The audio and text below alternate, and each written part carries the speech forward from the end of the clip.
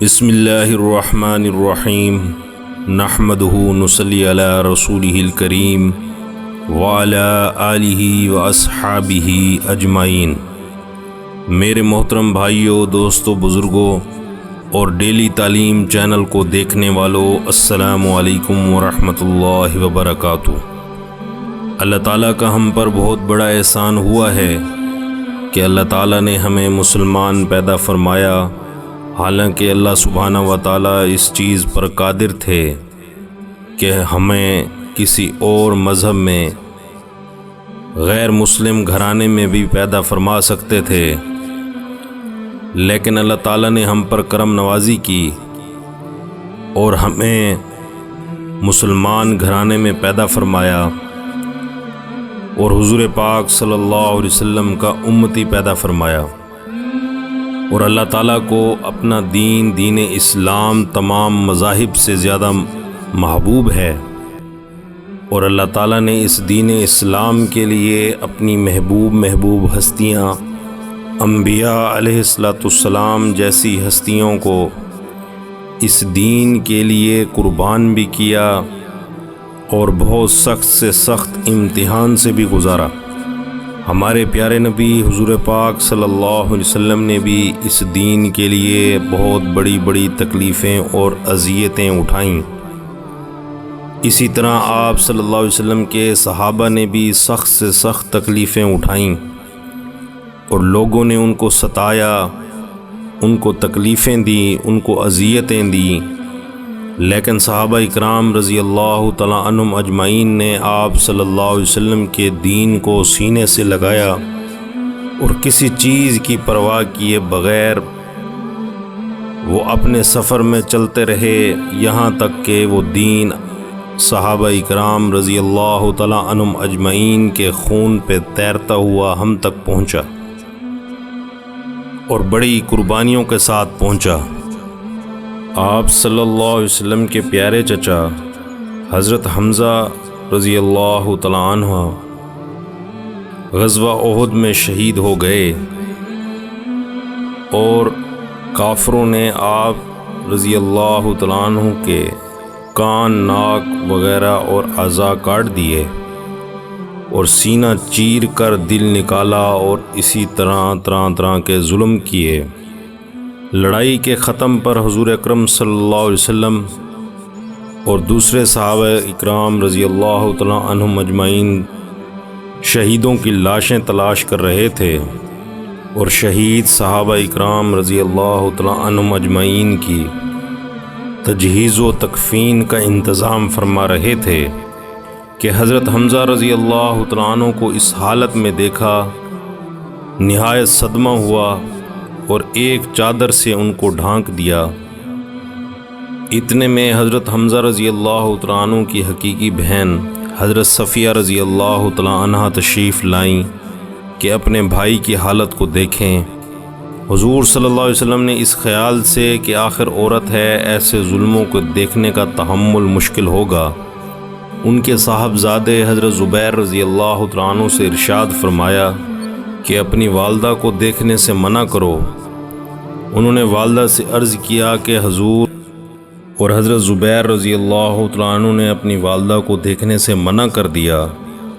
انہوں نے والدہ سے عرض کیا کہ حضور صلی اللہ علیہ وسلم نے منع کیا ہے کہ آپ نہ دیکھیں۔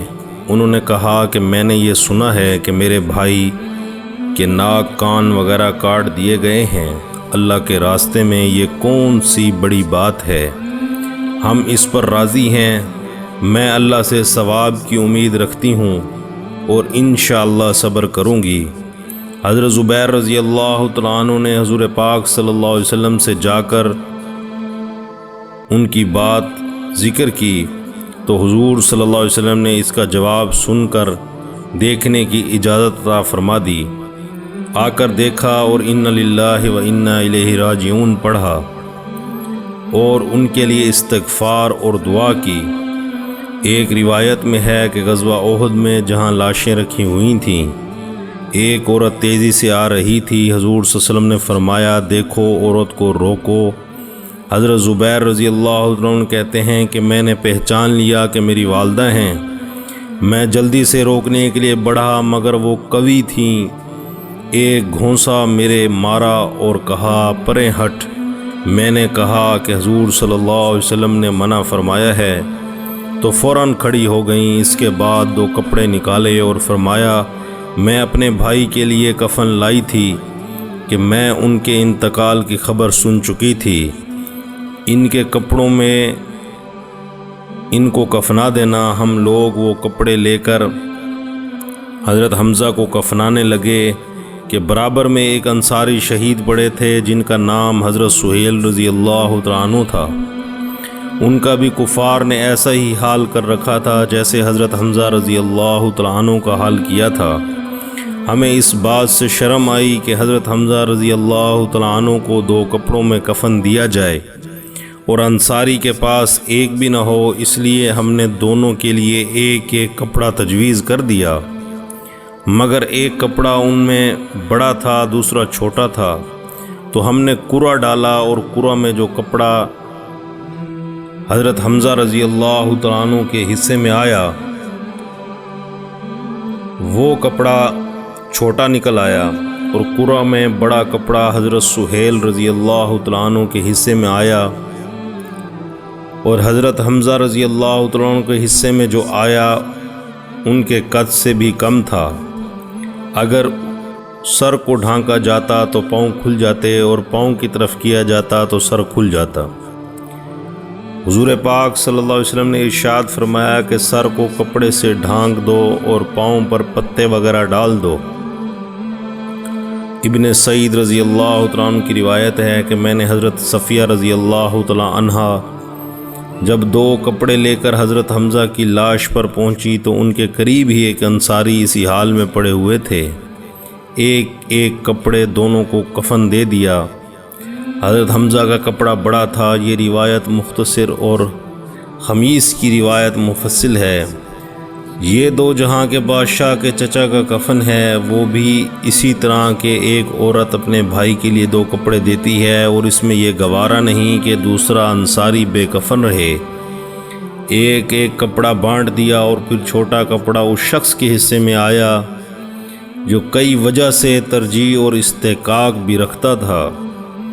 غریب پروری اور مساوات کے دعوے دار اگر ہم اپنے دعووں میں سچے ہیں تو ان پاک ہستیوں کا اتباع کریں جو کہہ کر نہیں بلکہ کر کے دکھلا گئے۔ ہم لوگوں کو اپنے لیے ان کے پیروکار کہنا بھی شرم کی بات ہے۔